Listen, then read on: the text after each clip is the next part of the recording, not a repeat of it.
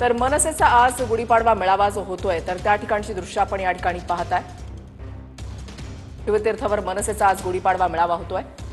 कृष्णा सुंदरवाडकर आमचे प्रतिनिधी आमच्या सोबत आहेत। कृष्णा, कशा पद्धतीने तयारी करण्यात आलेली आहे?